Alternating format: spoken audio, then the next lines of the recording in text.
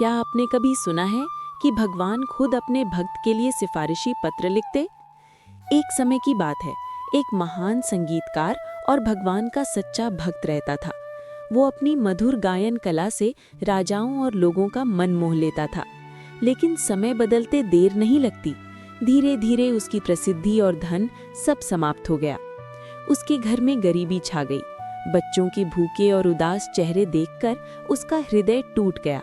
किसी से मदद मांगने की हिम्मत ना होने पर वो अपने आराध्य भगवान सोगनाथर के मंदिर गया और रोते हुए प्रार्थना करने लगा, हे प्रभु, क्या यही मेरी भक्ति का फल है?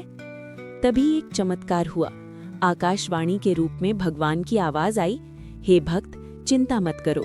मंदिर की सीढ़ियों पर मैंने तुम्हारे लिए एक वस्तु रखी है, उसे ले लो और अपना दुख दूर करो। भक्त ने जाकर देखा तो वहां सचमुच धन रखा था, लेकिन उसे पता चला कि वो पांडे राजा के खजाने से लाया गया है। ये सोचकर वो बहुत दुखी हो गया कि क्या उसे एक चोर बनना पड़ेगा। तभी भगवान ने फिर कहा, अब ऐसा मत करना, मैं तुम्हारे लिए एक पत्र लिखता हूँ, इसे लेकर चेरा देश जाओ, वहाँ मेरा भक्त चेरमान तुम्हारी सहायता करेगा। भक्त ने वो पवित्र पत्र अपने माथे से लगाकर यात्रा शुरू की और चेरा देश पहुँच गया।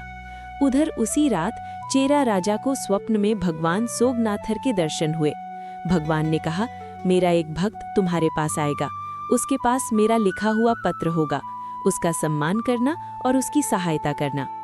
अगले दिन जब वो भक्त दरबार में पहुंचा और उसने पत्र राजा को दिया तो राजा की आंखों से आंसू बहने लगे। जो भगवान अनाथों का रक्षक है, उसने अपने हाथ से मेरे लिए पत्र लिखा। राजा ने उस पत्र को अपने सिर से लगाकर प्रणाम किया और उस भक्त का बड़े आदर से स्वागत किया। उसने उसे धन, वस्त्र और रहने के लिए सब कुछ दिया। लेकिन वो सच्चा भक्त बहुत विनम्र था। उसने केवल उतना ही लिया जितनी उसे आवश्यकता थी। इसके बाद वो वापस लौट आया और अपना जीवन भगवान की भक्ति में समर्पित कर दिया।